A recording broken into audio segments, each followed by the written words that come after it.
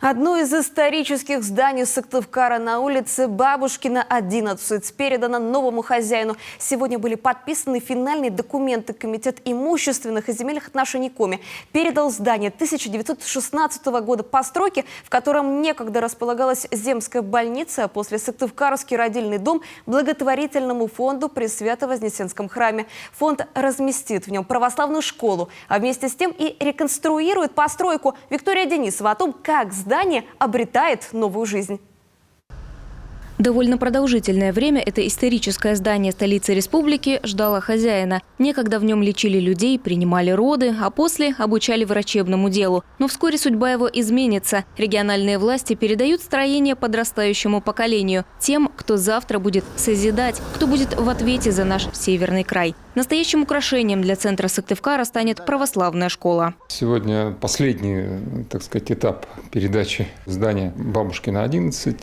Сегодня мы в соответствии с договором передаем само помещение со всеми, так скажем, ключами от него благотворительному фонду для дальнейшего его использования. Зданию больше 100 лет. Его построили в начале прошлого века. Изначально здесь располагалась земская больница. В 30-е годы его переоборудовали в родильный дом. На свет новые сыктывкарцы здесь появлялись до 1998-го. А после сюда вселился лечебный факультет Коми филиала Кировской медицинской академии. Однако в последние 5 лет строение пустовало. Одним из основных условий – это сохранение этого памятника, которое тоже у нас прописано в договоре. И благотворительный фонд получил от нас еще и охранные обязательства, которые мы ранее также получали от управления по охране памятников.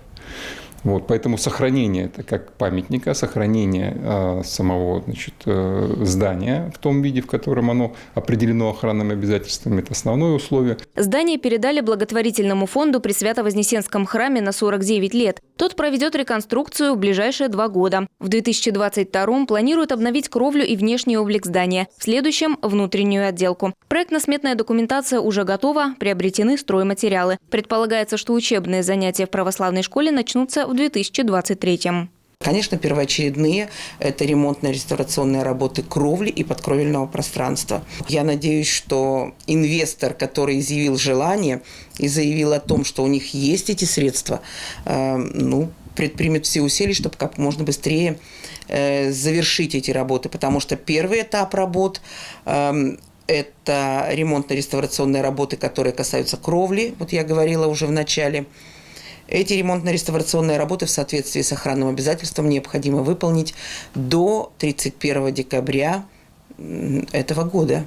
Сейчас духовно-нравственное воспитание юные сыктывкарцы получают в семейной школе в местечке Кируль при Свято-Вознесенском храме. Причем учатся там с 1 по 4 класс. В новой православной школе будут заниматься дети с 5 по 11 классы. Причем в 2 параллели. Одна по программе русской классической школы. Эта система основана на традициях отечественного образования. Другая параллель – кадетское воспитание. Говорят, сегодня аналога будущей православной школе в Коми попросту нет. Здание, оно несет в себе очень важный аспект духовно-нравственного патриотического воспитания, что как никогда, наверное, в сегодняшнее время актуально. Да? Патриотическое воспитание, оно необходимо, усилить, да, в наше время. Поэтому этот проект